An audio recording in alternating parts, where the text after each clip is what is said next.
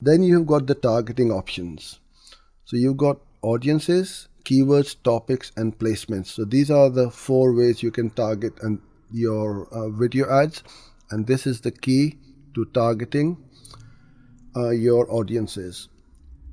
Now, if I go on to audiences and I want to target in-market audience. So these in-market audiences are those people who have searched for those keywords related to SEO and search engine marketing services on Google. And when they come to YouTube, you can target them. So that's a very powerful way of targeting very engaged and interested audiences for your campaign.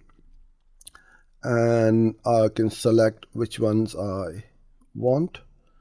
I have lots of options available over here, but we're going to keep things very simple for this video.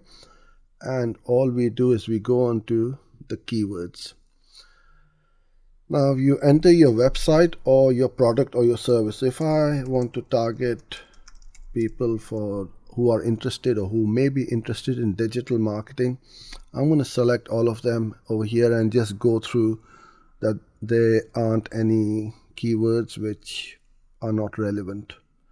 They all look pretty good to me. Now you don't need to worry about phrase, exact, or any kind of mesh types. You just keep it as it is, as broad match, and leave them over here.